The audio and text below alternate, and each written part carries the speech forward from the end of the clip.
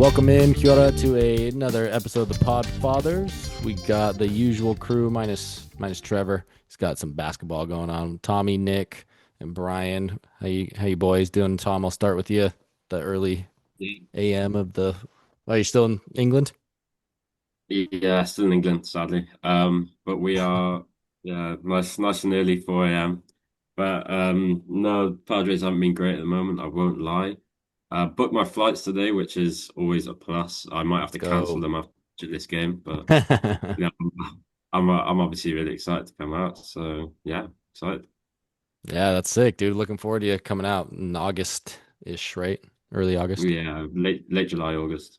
late July, August. Two Sweet. months, 2 months today. Nice. Hell yeah. Nick, how you been lately? The pearly whites. Uh, You I've smile, been good, buddy. man. I've been good. I've been just watching Padres baseball. They're such a confusing team. I mean, I have buddies that are Angels fans and we're former baseball guys and we talk shit and they'll text me like Pods are so uninspiring. How does Tatis not have a home run? Blah blah blah blah blah. And I'll be like, hey, look, all true, but we're 9 games over 500. The Angels are like the worst team in the AL. Like, it's confusing, right? Like, we're so frustrated as fans. And, like, even I'm falling into that trap. And I've said it on the pod many times. Like, am I spoiled now? Like, am I spoiled because, like, the output doesn't look pretty, but they're like kind of getting it done. Like, I don't know. It's hard to quantify because we're just getting production where you didn't expect it. You're getting a lack of production where you thought you would, you're just waiting for 1 year for it all to come together. And it's a confusing thing, but like they're winning more than they're losing. So, Something's working. you gotta kind of like, yeah, I don't want to get too trigger happy, but at the same time, I'm like, it's kind of how I imagine Brian. I'll ask you in a couple years. It's almost like it's like raising a teenager that like acts up, but I like can quantify it better. This I team is the dry hand jobs of baseball. Okay. Uh, if you do get there, it's not going to have been fun or exciting. You know what I mean? It's like, okay, cool. I got there, but like it wasn't really enjoyable for anybody. And then some nights you don't get there. So it's like, yeah, I guess it's better than nothing. There's some teams that get nothing, that they don't get to get off at all. So at least we're getting there, but it's the worst version of it, like fully clothed. You know what I mean? Just like not like through the pants, like and like no eye contact. yeah, none. It's the most depressing, desperate thing ever. But I guess we're getting there. It's either pitch That's black or so there's a good. spotlight on you either way. Yeah, yeah. I could go into many other metaphoric details, but I might hold it there. That's good. That's I mean, like probably spot on analogy if that you want to give. It's spot I on. mean, I thought about this morning. I was like, that's Like it. That's how I quantify it. Because you're right, Nick. It is hard to quantify. it That's the is. best I could come up with. I love it. That's That's pretty awesome. accurate. Well, it's that is phenomenal. That's phenomenal. I think all right, boys. We'll look forward to talking. We'll wrap up right there. No pun intended.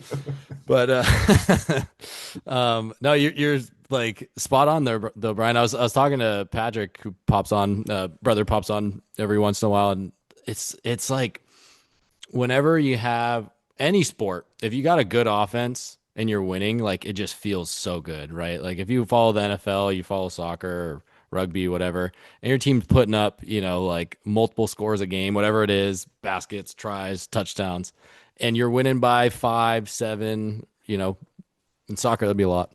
But, winning even closely, but you're scoring a lot, it feels better for whatever reason.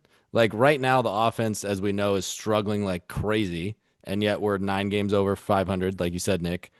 And it's one down to the clutch hitting, but number two, the pitching has been absolutely outstanding this year, especially with all of our injuries that we've had. I mean, if you at the beginning of the season said Darvish was gonna stay down as we thought, but just ignoring that, Darvish down, Musgrove down, Pavetta down, and we're gonna sign Giolito a month into the season without a spring training. Canning's coming back from a torn Achilles.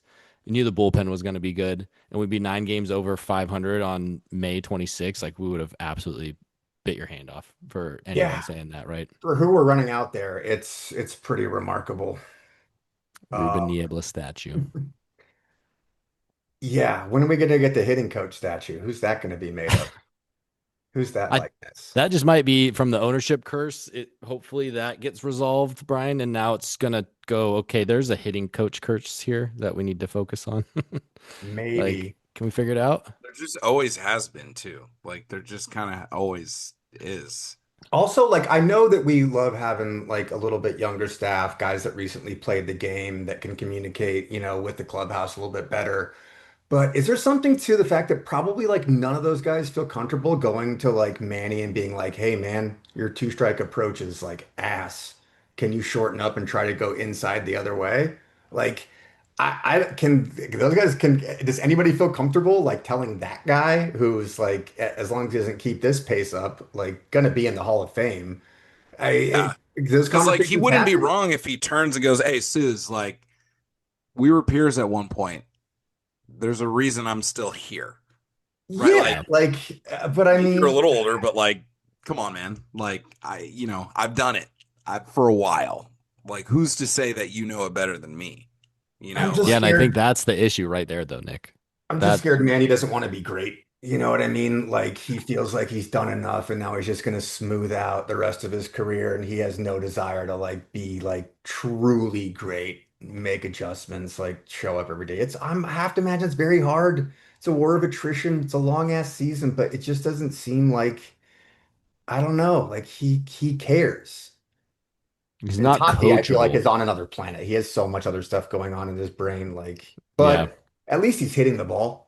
He seems to be Yeah. turning a bit, but I I feel like Manny cares, Brian. It's just one, he's not coachable at all. Like it doesn't matter. You had Vic Rodriguez in there last year for the last couple years.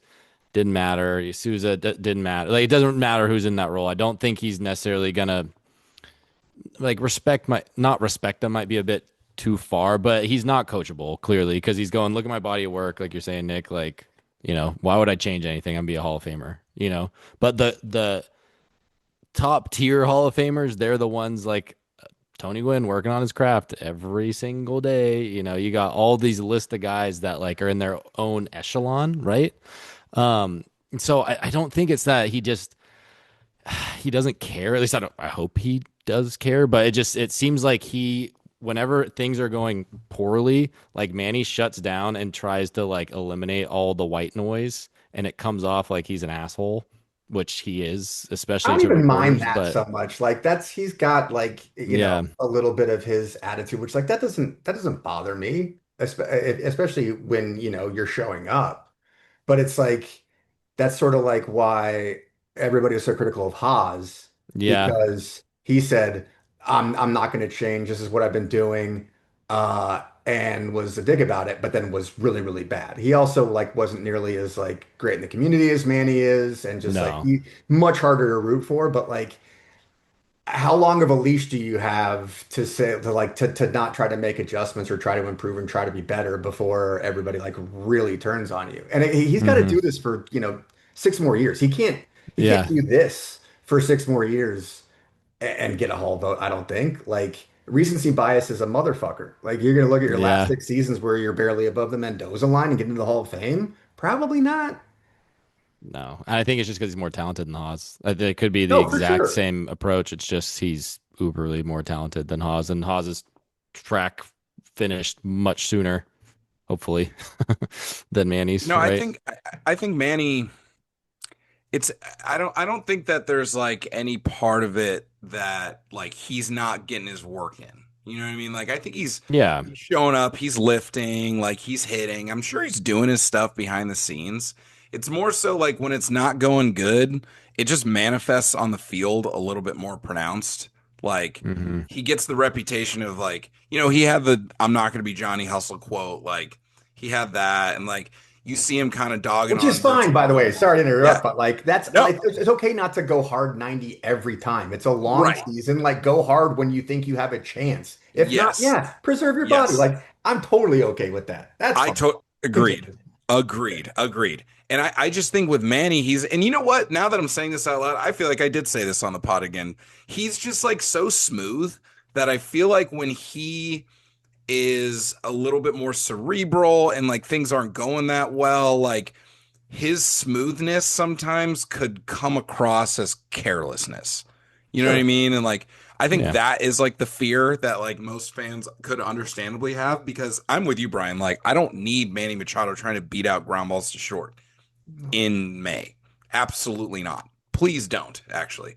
But you know what? To go back to your point, Ryan, about Souza, like, look, everyone was all hot on Vic Rodriguez his first year because they were like putting the ball in play and like on base percentages were high and like whatever. Low And then, you know, strikeout you rate, turned yeah. on him. You turned on him quick because they couldn't hit and whatever. For me, here's an example, and this happened just the other day.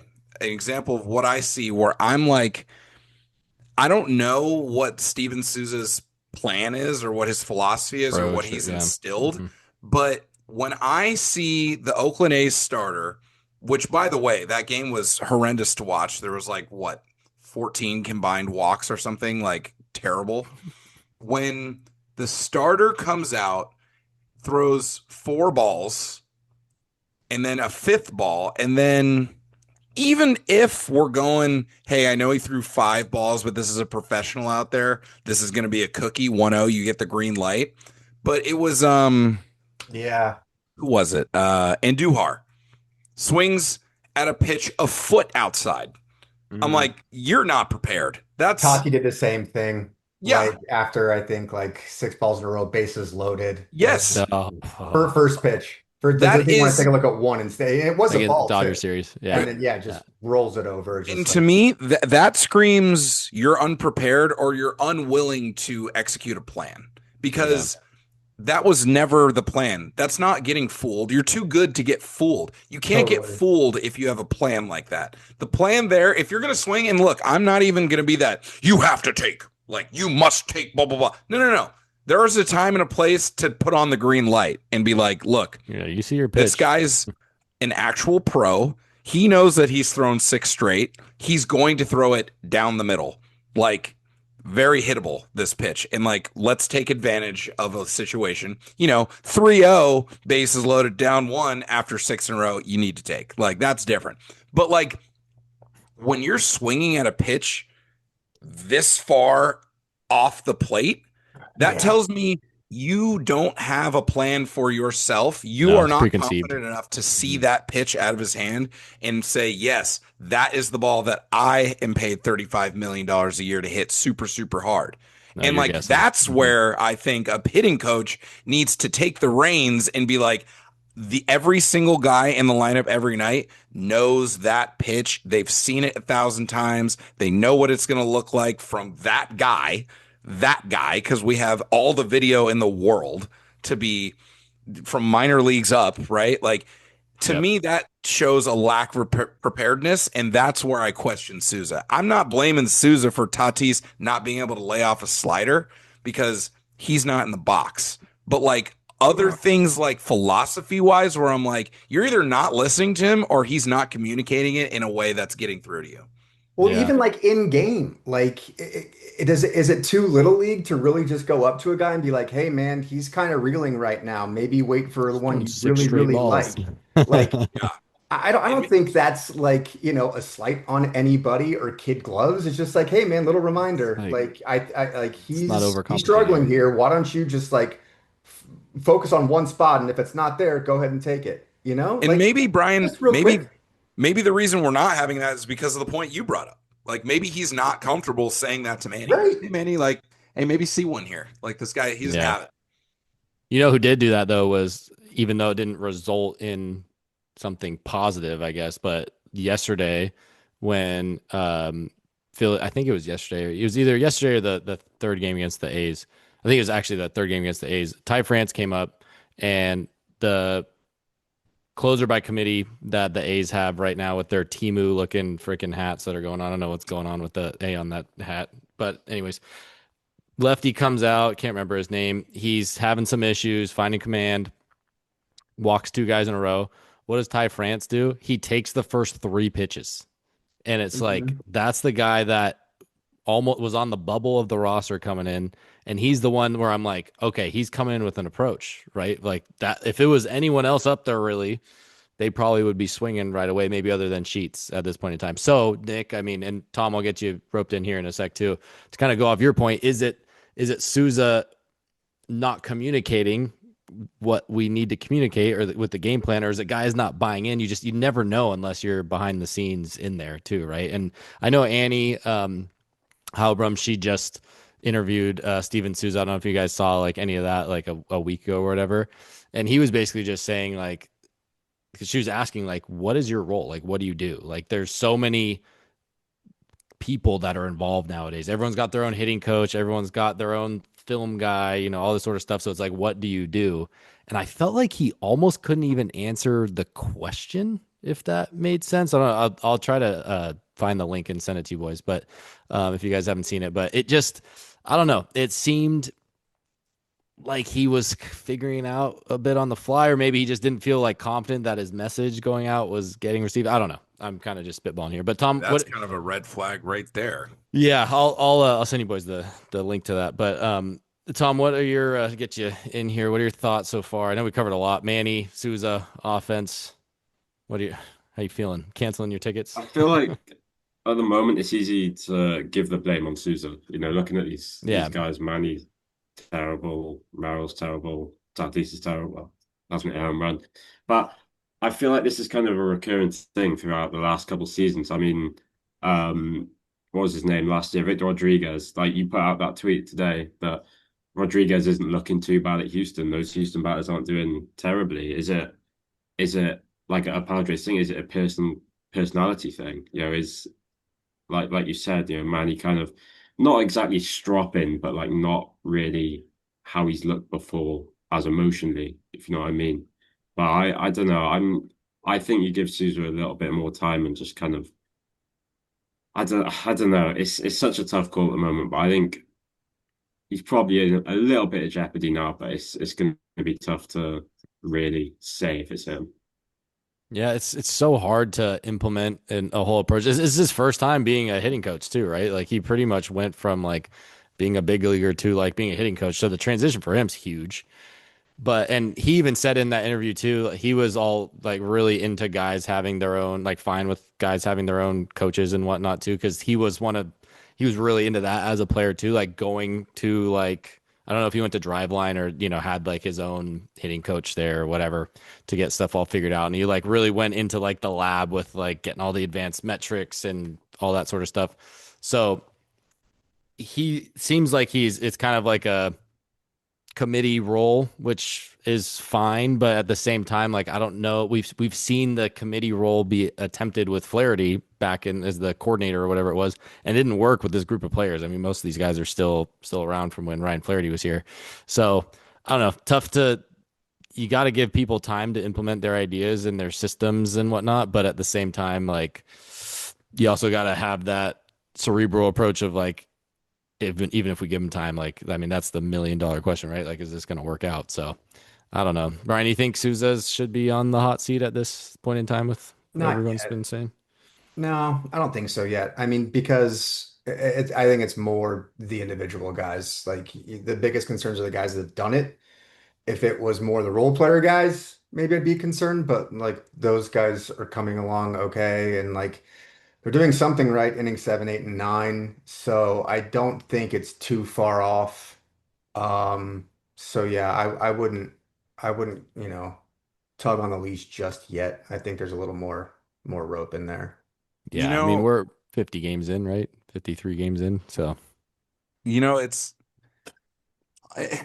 such an impossible topic to breach because I was sitting here thinking about it and thinking about trying to track in my head like all the hitting coaches that they've had. They've had Dave Madigan, yeah. Merv Retmond, Mark McGuire, Brian. right?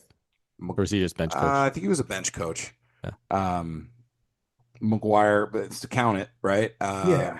Flaherty, whoever they've had guys over the years.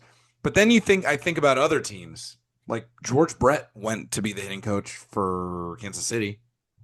They chased him out of town. There was a story written about how guys would line up to the assistant hitting coach's cage because they didn't want to hit with him. George Brett, pretty good hitter.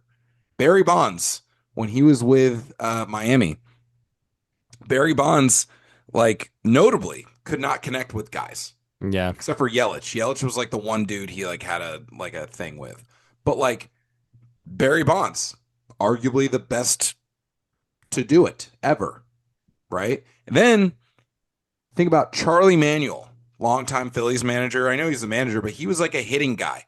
Like notably, Chase Utley on the record has said like Charlie Manuel knows how to teach hitting. Mhm. Charlie Manuel hit 198 career. Just looked it up. 6 years, 198, 4 career homers. Those Phillies teams in the early thousands were nasty. They raked. Yeah. Ryan Howard. Raked. 1 through 9 raked. Get me Carlos wrong. Ruiz went from like glove first catcher to like hitting 300. Yeah. So it's like it's such an impossible like Yeah. you could never just point to it and be like that's the guy. I like if I was gonna go hit in the big leagues and I had a night to just hit with a guy, like, hey, whoever you want. Barry Bonds. Barry, come out to the cage and like let's get some work done. But apparently he can't do it. Like apparently he can't teach it at the big league level. So it's like, who knows? Who could know? Maybe Flaherty is a genius and the players were the problem. Like I doubt it, but like, what do I know? If Bonds can't do it, but Charlie Manuel can, Charlie Manuel's a Hall of Famer. He's going to go to the Hall of Fame probably. Once you get to a certain level too, the hitting coach is 90% therapist. Yeah, right? Like totally. And like, I mean, there's obviously like you're coaching up like guys that are like making recent moves up and like talking about like different major league pitching. But like for established guys that have done it, they are just they're a shrink. There's somebody that like you just need to talk to and help get off the schneid a bit or just do something to get them out of their heads. Like Pete Rose, with like when he was going bad, he was like, well, that means they're pitching me different. I didn't change my swing. I just changed where I moved in the Yep. box. mhm. I moved up. If I thought that they were trying to off speed me, I'd move a little further back. If they thought they were trying to gas me, like I moved in, I moved out. It was like my swing's obviously great. And so like not going to change that. I'm just going to do little tiny things. And it's like whatever those little tiny things are, I'm sure it's different for everybody. Putting on your hitting boots or whatever that, like wearing pink socks, like so there's some, it's so much more here than I think Yep. we want to give credit to. I mean, and that's the thing too, Nick, like what you're saying from a body of work standpoint, like it's so easy to be like, yeah, Barry Bonds going to be the best hitting coach because he was the best hitter in, the history of MLB. But like, He you also look at didn't hit much late in his career. He just watched pitches go by. very true. He was watching a lot of pitches. Like any industry, when you think about it too, like with, from a teaching standpoint, like the best teachers that you've had, chances are they probably weren't valedictorian at high school. They just ended up having this absolute gift of being able to teach. Guys like Tom Brady, Peyton Manning, Joe Montana. If that was, however good they were as players, they should be Hall of Fame coaches now because they were the best at their given position. Same with baseball, like you were saying, Barry Bonds, stuff like that. So everyone always wants to look at the output, but like you're saying too, Brian, like the mental side of it and how you connect and your approach, and it's how you get guys to buy in, and the stuff that probably isn't measurable is the most important piece with a lot of these coaches, right? So I don't know, like we'll see when it comes to Souza. I mean, he's got to still be figuring stuff out and learning too, like just like Craig is, but something is working, obviously, with us being 9 games over. And I mean, chances are, regardless of who the hitting coach is, like Toddy can't go the whole season without a home run. Manny's got to be hitting better than the worst qualified batting average hitter in the National League. And you would like to think that Jackson Merrill's going to hit over the Mendoza line. So, like, regardless of who the hitting coach is. Like it at some point in time, like there has to be a little bit of responsibility taken by these players where we've just gone through these guys. But out of curiosity too, Nick, I was looking up our past hitting coaches. This is starting in 2020, so eliminating Vic Rodriguez and a couple other guys. In 2020, we had Damian Easley. Year before that, we had Johnny Washington. Year before that, we had Matt Stairs. Year before that, we had Zinter/Ortiz. Year before that, we had Alonzo Powell. Year before that, we had Mark Kotze. And then finally, from 2012 to 2014, we had Phil Plantier for 3 years. And then the 2 years before that, we had Randy Reddy. And then came in actually in 2019, halfway through the year. So he was ready to stick there for 2.5 years. Wally Joyner was in 2008. Retamund and Joyner was in 2007. Magadan Redmond was in 2006. Magadan for 3 years. So like really ever since 2008, we've had only Randy Reddy be there for more than 2 years, and also Victor Rodriguez, and then Phil Plantier for 3. Every other year, it's been like one guy after the next. So clearly, this is like a systemic cultural something problem going on that definitely needs addressing. I'm sure they're trying to figure that out. All of this being said, I do think it's fair to note and to give them slack because the league over, like, is not hitting great. Obviously, No, like our guys that we expect to are way lower, but like I don't think that like the league average is like what 240. 40 something, 241, yeah, something like that. So I mean. I think like pitching's changed quite a bit and guys are coming Yep. out hot early. I think, as they wear down, things will, sort of balance out, but hitting's hard. Hitting Super hitting a hard. baseball is hard. And pitching's gotten even better, like you said, Yeah. Brian. So And I mean, yeah, when you've got 13 guys like on your staff and you can just be like pulling all these levers and you have so much advanced scouting and so much tape on guys, like hitting's hard. dude, you got a starting pitcher for the Brewers who is pumping like 103 in the He's seventh inning. going to be Like done by August. I mean, Yeah, he has I to be. mean, You know, how? The body is not capable. That's it's not not.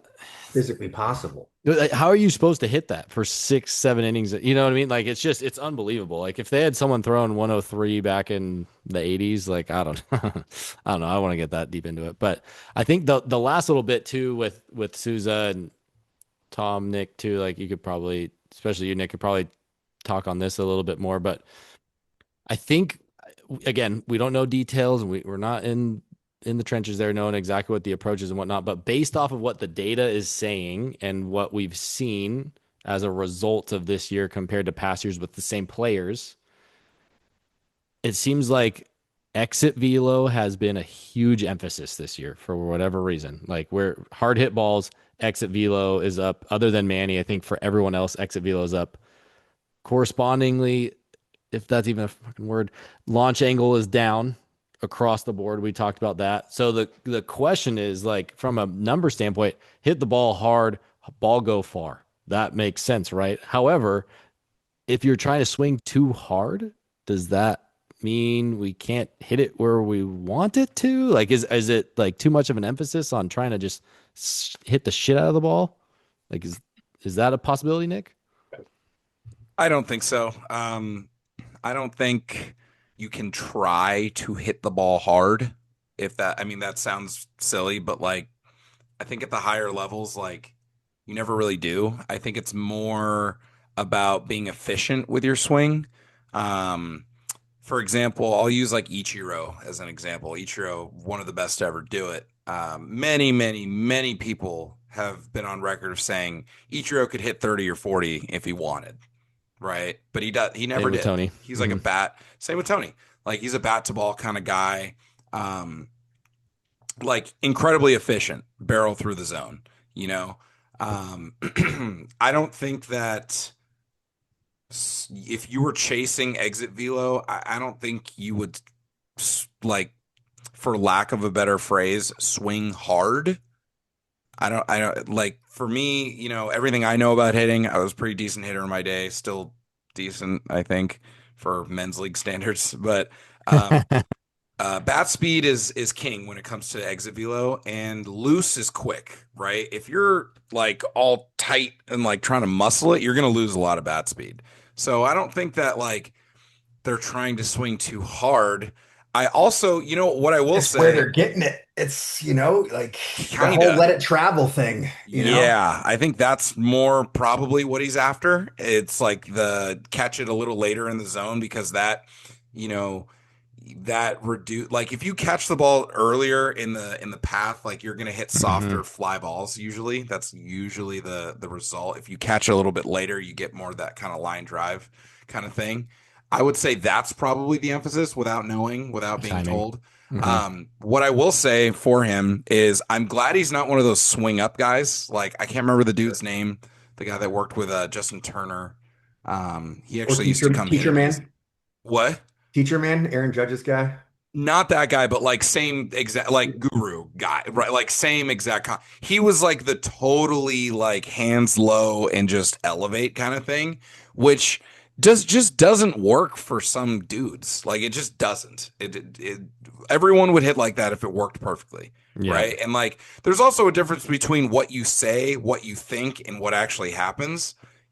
So like the best hitting coaches that I've ever met or encountered or talked to, they find the best version of said player and they find how can Hmm. I Find unlock their their strengths. best Yeah. swing. And that's what Souza said beginning of the year. He's like, for Tatis, he's amazing at this and amazing at this. It's all about like how can we get the best of it more Hmm. often. And like he's regressed clearly. Like he's clearly regressed and like whatever they're trying isn't working. So like, again, who knows? I don't know if that's a hitting coach thing.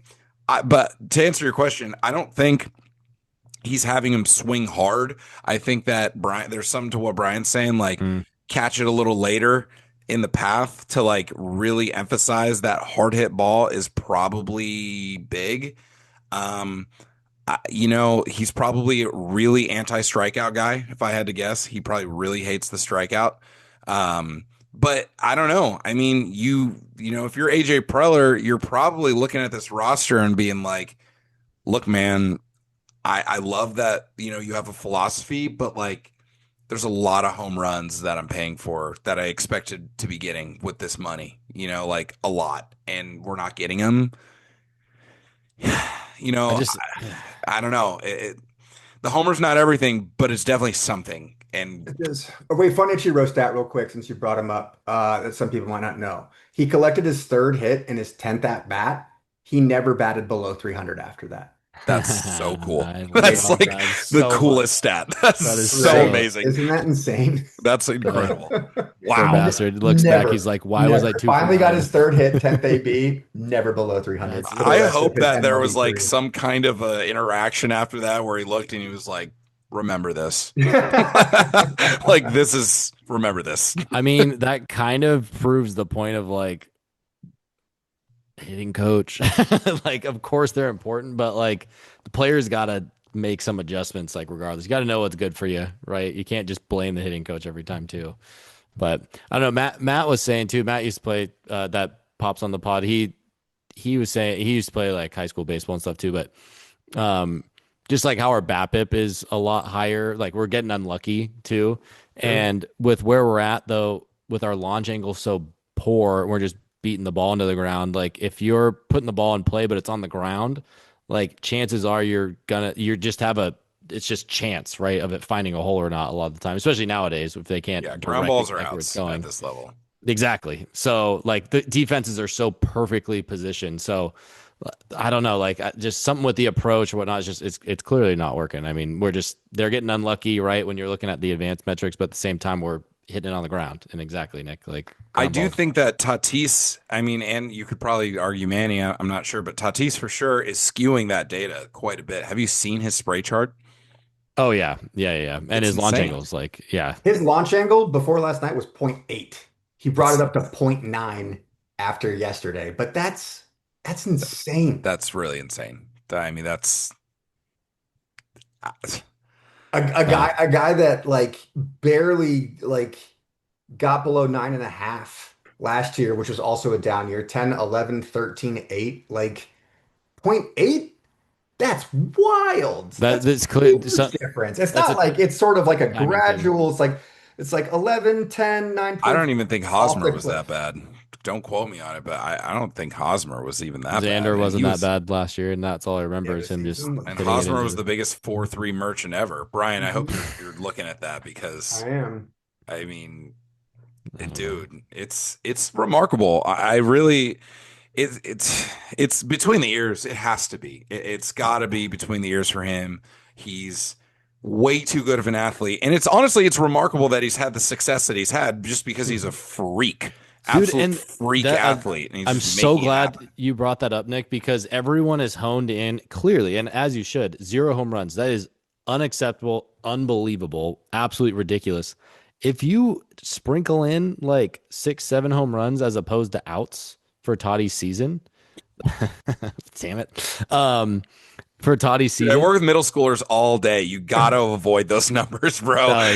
dude, they, I have a apparently, 13-year-old nephew. yeah, Sorry. everyone hates it now, right? It's like the dumb thing to do. So apparently, I don't know, I'm getting old. But, anyways, if you sprinkle in 5 or 6 home runs into Toddy's season as opposed to outs, then all of a sudden, average is about 255. He's got 5 bombs. His slugging's probably 700, and he's playing unbelievable defense, and he has over 10 stolen base. Like, he's not, other than the power, because he's such a freak athlete, he's actually not having the worst, like, for his standards, of course, he's having a down year, but he's not having the worst season overall. Merrill and Manny, on the other hand, like Manny, the bombs are still there. He's got 8 home runs, which is great. Everything else is just down. Defense has been pretty good for Manny. Hitting for Merrill, Yeah, you're right. The horrible. lack of slug is tough. Slug, it's tough. 297? Nah, that's No, come on. You are not an 83 OPS plus guy. I don't even know what OPS plus I know what it is, but I'm not like a pro at it. I'm more of a just straight up OPS guy. But he's a career 133, 83 this year. yeah, like that. And to me, that's not sustainable either. So that's where that whole argument comes into play. But then it's like, what we're doing from a pitching standpoint, is that sustainable too? So there's all these. I don't know. And we talked about this like a couple weeks ago.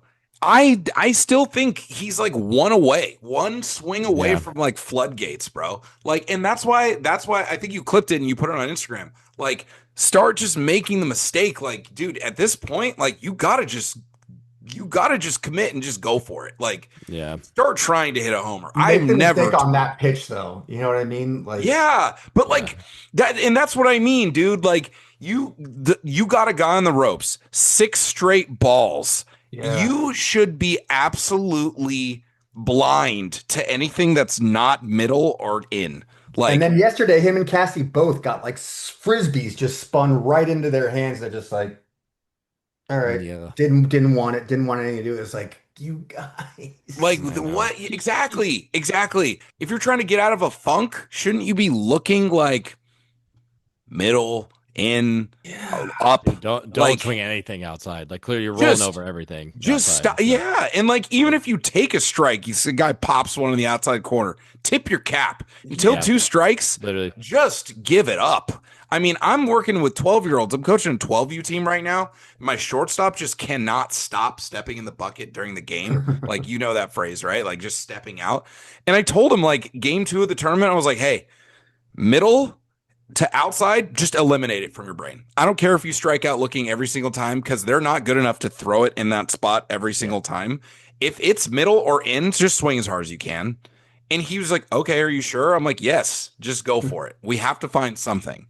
And he just was like barrel, but like just figuring it out because like he just 12-year-old tricked his adjustment. brain, Yeah. like into just like, you know what? Hey, we're struggling right now. We need a quick fix to just get you right.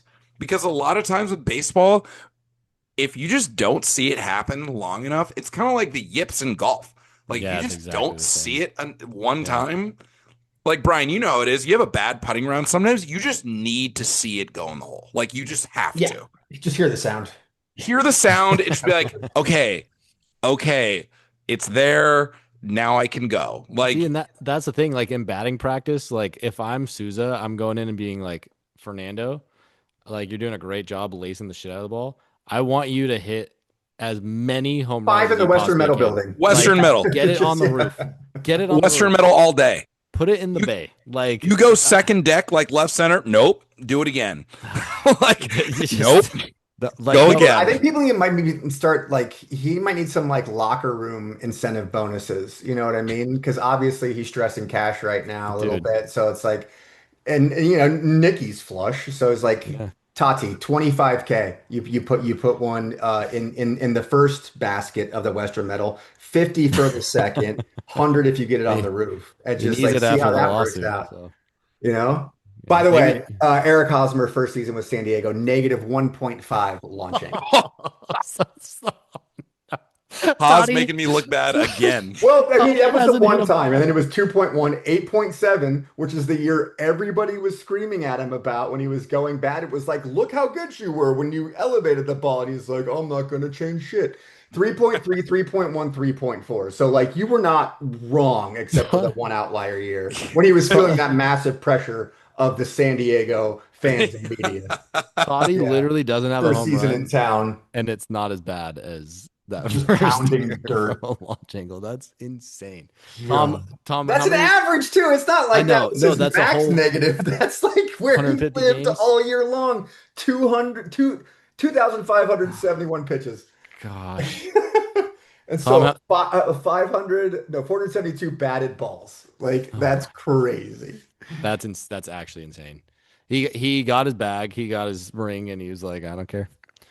Tom, how many home runs do you think Toddy's gonna finish with at the end of the year here? If we had to take a wild guess, maximum 25. Sorry, Nick's being a distraction. Go ahead, Tom. I was gonna say maximum 10, if that. I like that. I was gonna say 12. That's so horrendous. I can't see it. I can't see it. He's fucking shocking, but I don't know. Let's split the difference. Okay. You said 25. Tom said 10. I said 12. Let's put the over-under at 17. Who said 25? No, he was 7. 7. I think, 7. Right? Oh, you said 7. Yes. You were saying 25. No.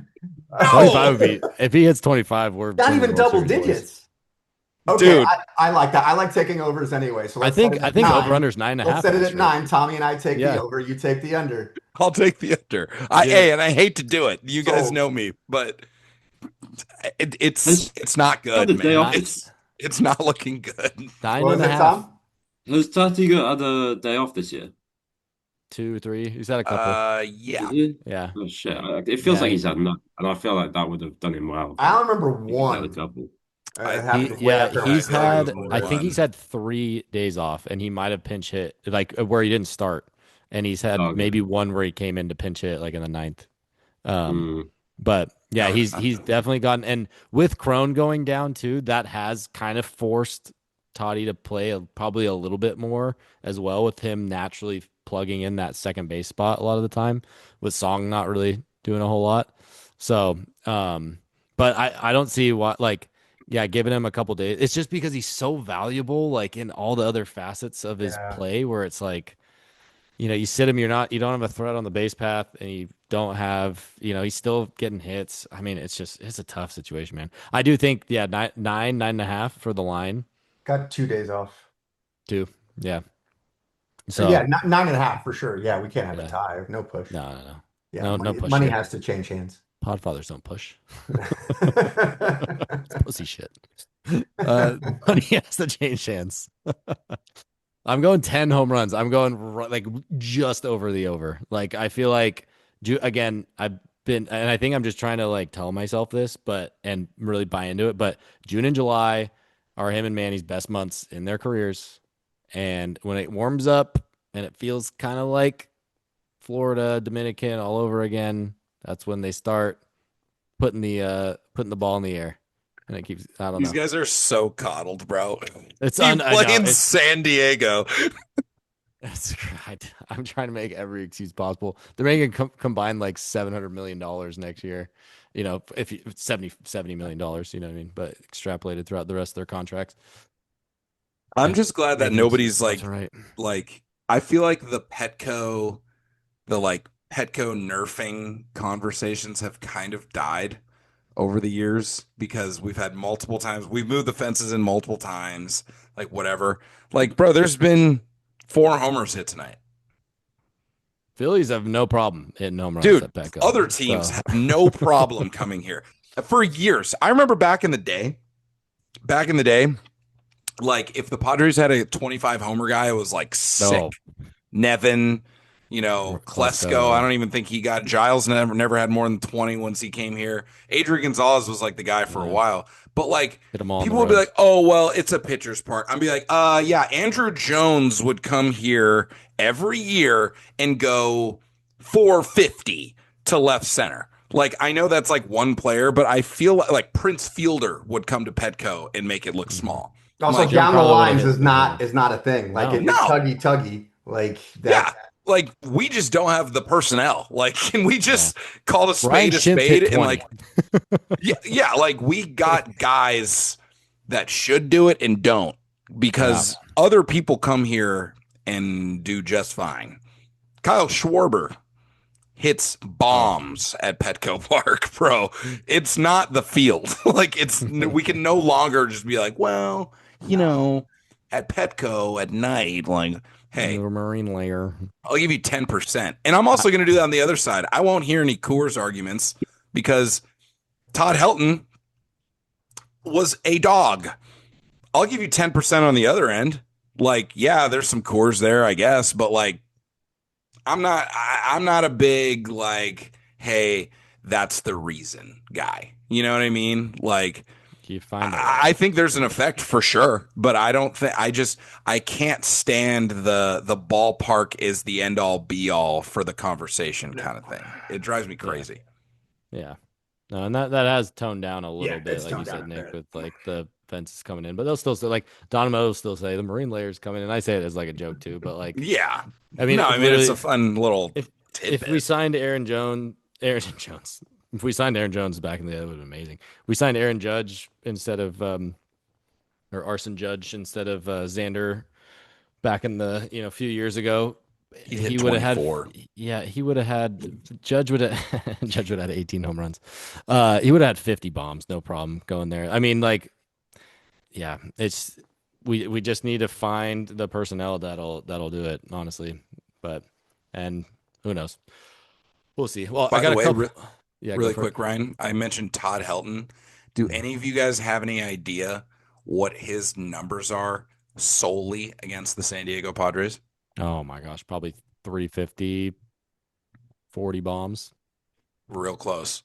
Career 330, 537 slug, 36 homers, 144 RBIs, Nice. with 127 walks for an OPS of 960. How many games? That is in 241 career games. That's just an undisputed MVP season against one team over your career. Half of them were at the Murph and Petco. So Just there you go. some guys just rake. Yeah, and that's what puts them in that upper echelon. And you know what Todd Helton probably was doing every single year was making adjustments. I just have a sneaky suspicion he was maybe doing that. But Oh, wait, check this out. Away games, career, Todd Helton, 287, 855 OPS, 142 homers. Not bad. it was pretty respectable. Pretty good. Not too shabby. I got a couple questions for you boys to kind of round it out here. A couple fun little questions. But Tom, I'll probably start with you. I don't want to ask Brian since he just walked away. That would be pretty funny. First one, we're getting into the questions, Brian. No, I heard you. I Gonna got round to it up. get charged Cool, real cool. quick. You're good. The Tommy Ladd. Speaking of the offense and how anemic it has been, if you had to choose, and this applies to all you boys, but I'll start with Tom first. If we had to choose one current player that had to come in clutch, it's like 3-2, 2 out, down by a couple, bases loaded, who would that be on the current 2026 San Diego Padres, do you think? Is this like past and present? Just this season, this roster. Oh, yeah. No, as in like the player be past and present. He's Yeah, yeah. saying current He's team. on the current team. Yeah. 26. Like, Current who team would you? clutch spot, Yeah. bases loaded, need a run. Like who would you want? Who would you? Oh shit! I Yeah, thought you yeah. were on about like different teams. No, no. Shit. Yeah. I mean, I guess that has to be. Now you've made it seem like it's such an easy answer. Absolutely Sheets. has to be Sheets right now, doesn't it? Sheets. Yeah. He's clutching up. I think I'll take a healthy Camposano though. Oh, I like it. I like it. Let's get He's got serious. aura this season. I'm sorry. Dude. Let's get serious here, He's dude. he's Come still on. ninth in WAR, right? In Come F WAR for on. catchers on the year. It's unbelievable. I can't have that. Come on. You You got know it. who- I gave it to you. Take it or leave it. You Come can on. Hey, throw it right it's back. being left for sure. You- Come on. I like it. I mean, Sheets first player in MLB history with 3 game-winning 3-run home runs or more in the 9th inning or later in a single season, and it's May, so it's probably the right answer, Tom. Yeah, well, I couldn't just double down on Yeah. Sheets, you know. I had to go. Can't and by be- the way, like, I'll let me just look up some numbers here. Talk amongst yourselves. No, Oh, you know, please. Here we go. Campy, just for a sneaky one like dart throw out there because he's done it before. How about Jake? How about Crone? As shitty of a year as he's having in probably not in 2026. Put him in a hero spot and watch Yeah. him Like find he's a done time it. machine. He's done it. Cronenworth to center field. San Diego takes the lead. Yeah, dude. All right, where are we here? That What feels about like forever Ramon? ago now. Laureano's a good call Did too, Tom. Yeah. Didn't he hit like walk off the other day or a couple weeks ago? Yeah. He's definitely had a walk off. You know what was funny is yesterday, I think it was maybe that all we needed was someone, I think it was like 3-2, and we just needed somebody to walk Hammer who was up, and Sheets was coming in to pinch hit, and it was like another chance to hit like a through and bomb. Might have been the game against the A's actually, but he was sitting there on deck. You know, the pitcher. It was I think yesterday because I think it was Duran. Just you're looking at that guy standing on the on deck circle, going, "Oh boy, I really hope I get this dude out." You know, so I mean, the obvious answer is definitely Sheets, Tom, but Camposano's got a .4 clutch this oh, year. So, you know, just saying. He's done it a little bit. it's better than 0.0.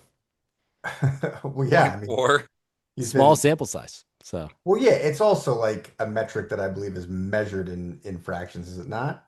yeah. Here, let's compare it to Sheets. like the most clutch guy that we've had in, you know, however long. Sheets is 0.87. So yeah. We used to Not have bad. this thing back in college where we'd say how many M's, like the letter M. Like how many M's is that? Just like code for what are you talking about? Like, oh dude, he's got like 4 M's right now. Like What- 4 what M's. defines- How much better or clutch. worse a player does in high leverage situations than he would have done in the context of a neutral environment. ooh, So stepping your game up in the spots where, you know, He's got 7th 0.4 inning or M's. later, right? high leverage situations. Gotcha. 4 M's, 5 I just feel like some of those numbers are like, who's to Read say? a book. Like, Yeah. Jesus. Yeah. Word. You're not buying into that Bill James bullshit, are you? We are card counters at the blackjack table. Bunch of Billy Beans. You guys are a bunch of Billy Beans over here. Hopefully It's not fun. entirely. Numbers are fun sometimes. Yeah. The best line in that whole scene is, if he can hit, why doesn't he hit good? They all just like head goes down. That's good. We need some movie trivia for Nick too. Movie and music trivia. I'll get some questions up for you, Nick, on the next one. Last question, boys. Brian, I'll start with you on this one. If you could pick one former Padre to be on the 2026 squad, who would it be? All right. Again, Nick's probably going to scoff, but give me peak Randy Jones. Let's get a Ooh. left-hander to bolster that roster. Massive innings eater. I'm into that. Not a lot of strikeouts, pitch to contact, durable. Like really keep this thing steady, giving you probably 6, 7. Does not walk a lot, does not strike out a lot, but just delivers, and then you're really mixing that up when, one start a series, you're seeing old junk man up there.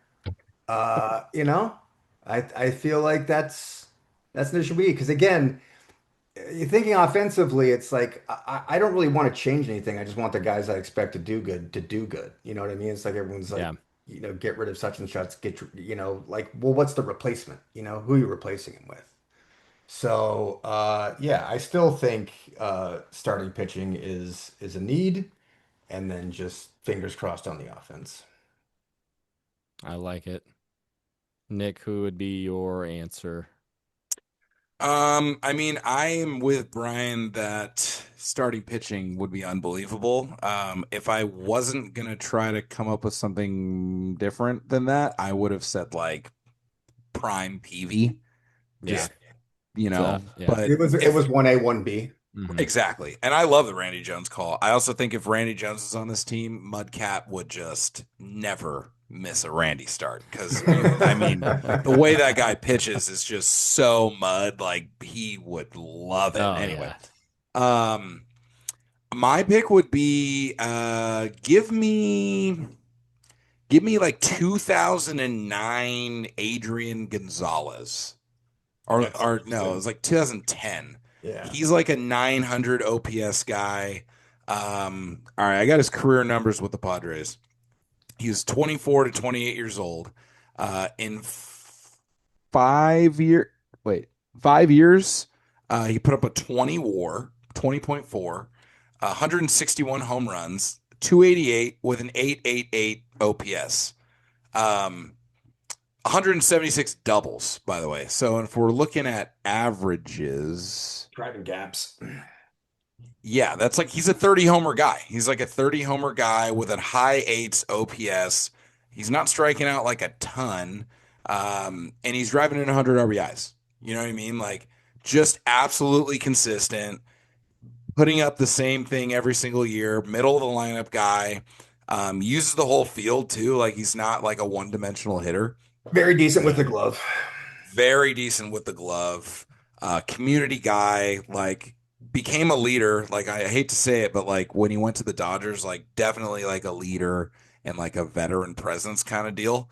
And like just a dude that's gonna post, like I was just wanted to think hitters that could post. And there was a couple guys that crossed my mind, but I went Aegon just for the power. Like he was like a dude that like he only had the 1 year with 40, but he had 4 straight years with 30 plus. Well, and the doubles keeping an inning going, like Yeah. with With San Diego, horrible his surrounding doubles cast. total 38, 46, 32, 27, 33. Like that's Yeah. an incredible amount of Mhm. extra base hits. I mean, the guy just produced. I saw him hit 3 home runs one time. It was insane. It was at Petco North, unfortunately, but it was so sick. Was that against the Padres? It might have been. Yeah, I'm pretty sure it was. I think it I think that was like early in the season. Because I don't know why I would go to one of those games if the Padres weren't Yeah, playing. I'm But pretty sure it was Cashner was on the mound, and it was like the same pitch It was every Cash on the time. mound. Yep. Just 98, like Yep. down and in, and I was like, guys, stop 3 throwing it homers, 4 there. hits. Stop. Like, You got please. 10 years of film. I can't know. Like I earlier think- tonight, not just like his career. Like yeah, like we an got hour ago, you saw what he did. Stop throwing that. Stop it. He was. You know what? The Padres TV generally, whether it's been Bally or Channel 4, whatever, they've always done a great job getting a supporting cast in, like especially for our announcers, like having Dick Enberg, Matty V, Mud, like all these guys been phenomenal. Matty V. The one thing that I will never forgive them in doing is having fucking Mark Sweeney as our co-host for the pre and post game, and you're letting Adrian Gonzalez sign a contract for the Dodgers. Swing dog. Like, what are we doing? He's literally like the closest thing to a freaking legend we have down here, and you're not gonna let Swing Pride of Dog. Chula Vista, right? Yeah, Is that- Eastlake, yeah. dude. Eastlake. Oh, Eastlake, yeah. Oh Yeah, my gosh, dude. Yeah, Eastlake High In School. Chula Vista, Chula. count it. That's in Chula. Like that's the one thing where I'm like, how could we have not? That would have been so perfect. Like, just get him on the team. Like, I love Bob Sweeney Scanlon. was Like, brutal, bro. Sweeney was tough. Sweens. what are we doing? Let's What do we go. What we get? Bombskis? Loriano. Oh, to the Swarbrick seats? No, Ooh. left center. It was a job. Oh, Ooh. that's a. Here come the comeback kings. Freaking eighth Right in the inning bullpen. bomb. Unbelievable. God, I need it. I can't handle this Philly texture. Yeah, you're urinating over I here. forgot to ask. I was gonna ask you, Brian. If the sweep is on the table, like I can't. Casty. When Casty came up last night with the bases loaded, I was just like, "Oh, please, God!" Right I need it. oh, Please. All right, Tom. Who would be your former Padre? And we're trying to eliminate like Tony Gwynn, like Trevor, like naturally, trying to get a little bit more creative with it. But Yeah, that was if you had my to pick answer. That was one, both of my answers. But no, I feel like it's tough for me because you guys have obviously been watching since the like early 2000s, and I mean Brian probably like the 80s or something. Or nice. no, but I mean I've been watching for the past 9 years, and there's not anyone that stands out apart from Juan Soto, really. But I'd say Soto. Obviously, he's a big name. He's a big name. It's probably a fucking terrible shout, but he's No. he's batting 300. But the only thing that I'd say about him is his attitude, and his attitude yeah, in a team like this year would fucking honk out. 2023 all over again. Yeah, pretty much. So if I was to go off like the past like 8 years, that's probably who I'd say. Yeah, I mean, I think that's totally fair. Like, I think if you're going like recency bias, like, I mean, I feel like Soto has to be. You maybe look at like a Blake Snell or something like that, like prime Blake Snell back in the squad. If we're going like a recent, maybe like a hater if he's willing to go more than an inning. He might end up back anyway. Yeah. That's crazy, Nick. That's crazy.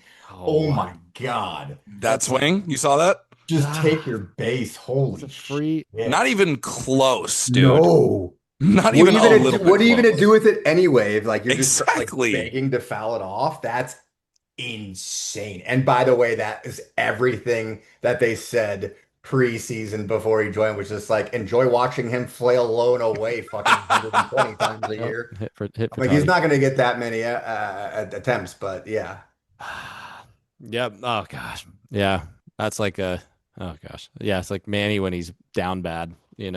Take your base and then immediately exit the game. Dude, just Have put Bryce BJ Johnson in. come in. Put BJ in with the dry hand job. There you go. Oh, wow. Toddy, okay, you see that base hit from Toddy? Yep. That swing right there Will is Myers-esque. essentially exactly what I was trying to allude to with the philosophy of let the ball get deep, utilize exit velo by catching it later in the zone. But that's going to minimize your home runs if he's 100%. Going and attacking that just this much earlier. Yes. He's pulling the ball and he's still got the same bat speed generated. But it's like if that's who you are now, like I guess I can live with it. But again, it's a little bit of this, That's more like not real like silhouette behind a bright red backdrop like thirst trap. That's not thirst trap Toddy. This is it's like there's a we have reason Louis they Arise haven't Toddy dropped now. that. It's just like okay, fine. he did say he learned from him, right? Cool. So, Cool. maybe a little too Learned much. what? I don't know. Because he's still striking out. Like True. Yeah. Let's not take his best quality. Let's take the worst.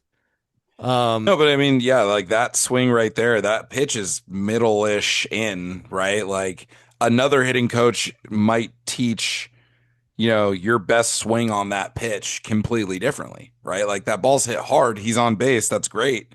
And hopefully, there's now 2 outs. Like I would like to see him run here. He's a tying run, try to get into scoring position. Like that's Yeah. the type of ball, like if that's the type of ball you're going to play, that's fine. But like I just wonder, isn't there a part of Tatis that's like, I could be a 40 homer guy again. And like, I don't know, I don't want to go down that road, but like maybe he just won't be. Maybe he's not. Maybe he doesn't think he is. Who knows? But I think it's in there. I think he could be like a 30 guy. I think he'd be a Never 30 hits guy. 40 I think again. 40, there's no way. I would bet the mortgage on that. There's no way. I think we're also like really like not giving enough credit to that shoulder injury. I know Yeah. I've like talked about this ad nauseum, but like that changes a man. Like Yeah. he can't be the same guy. The wrist too. Like those are major injuries. Major, Yep. both of them. If he had a Dude, back, forget it. Yeah. He had microfractures in his leg last year too. Like Yeah, kid's that's not had crazy. an easy stretch by any means. And he was literally Superman, and he's getting a little bit of kryptonite in there. And of Think course, about how much that left arm has just gotten abused. Like the Oh. motorcycle accident in the wrist, the massive dislocation that will never like be fully set in the socket again in the shoulder, the like getting drilled 103 like right in the forearm. Like that left arm is going to be Yeah. hanging when Yeah. he retires. Dude, just give I don't know how he's gonna body lift up cast for his, the pads. any one of his 5 kids. There's only one That I'm- verified. Yeah. You need And to look at check and here goes that sheets. Look at source, my friend. Check that source. You can check the source. I mean, I know that there is a lot of conjecture out there, and I got over 3.5 money line. Just over, like, I probably do too, because otherwise, like, why are you stressing cash that hard if you're not paying like 90K in child support monthly? You know what I mean? Like, That's you why know the I think one he's for pushing so sure hard is at on that least lawsuit. 20, and she came back for more. So, like, you times that by 3, 2, whatever. maybe we should go easier on him. He doesn't make that much money. His take home's got to be, it's like great, but not that great. 35 mil going to that predatory Yeah. like Yeah. agent. You know what? I'm kind of glad that you brought that up, Nick, because I was just gonna wrap up the pod right now. And first of all, before I make this last point, my pick, I think, thank you for Oh, asking yeah. everyone, would be 1987 season for Benito Santiago. I like that. How 1980. about how about Greg Vaughn? How about throwing him in there and left 40 and homer guy. Ramon to right, Fif- Tati 50. comes to 50. second. Yeah, full 50. time. Like get some just real legitimate pop in the lineup of Punch and Judy's. Dude, yeah. Man. But I need him to dress like, I need the uni to fit him like it's 1990. 98, yeah. Yeah, like I need the super tight pants just to Dude. show, like, yeah, I do legs. Check it out. Like, And that's probably what I storage, need. but definitely legs. I Gary would love to Sheffield. see a side by side of Greg Vaughn's legs next to Manny's legs. Oh my gosh. Manny. Oh my gosh. Manny's lawyers would never allow that. They would- No. Publicist, cease and desist. Cease and desist. No chance.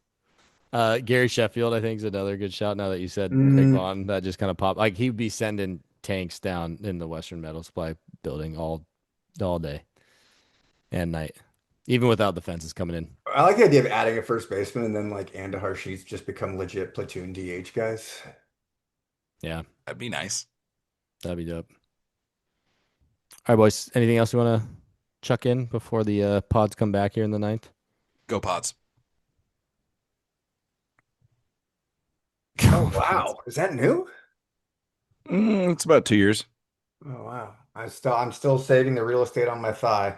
To be clear, it's just, it's For to whenever me. I'm It's, going to be 85 years old getting a tattoo because I said I would when they went over. I'll be there, and I'll be right there. I'll be what? That'll be 3 years from now, right? That's how I die. Like I live a great life. I'm like 90 and I get like blood poisoning from a tattoo. They did the kill you. Padres finally- Going out like Eventually this, killed dude. you. You're going. Hey, still a champ though. They Yeah. eventually Went out killed on you. a high, baby. That's how I want to go. Getting a tattoo, celebrating the first Pods World Series. What a way! Hey. By that time, it probably won't even be like needles and ink. They'll Yeah, they'll have a way to do it. That's Just like but lasers, like no man. needles. You're they'll done. send a All bunch right, of touch again. nanobots into my leg, and it'll be like a 3D changing. Like the Friar will actually swing on my thigh. Yeah, it'll be sick. Pause. Friar swinging on my thigh. Yeah. All right, Yeah. boys. All right then. Appreciate you lads popping on. Get this all cut up, and yeah, we'll be back soon. Appreciate everyone tuning in. Peace. Thank you for listening to another episode of the Podfathers, a Slam Diego Padres podcast. The Podfathers is produced by Los and Walls and is executively produced by Jacob Lamb. Our theme song is A Bubba by Trylock. To get in touch with the show, follow us on Twitter at Podfathers619. That is at PADFATHERS619, or email us at podfathers@gmail.com. Subscribe to us on Apple Podcasts, Spotify, and all other major audio platforms. Go Pods!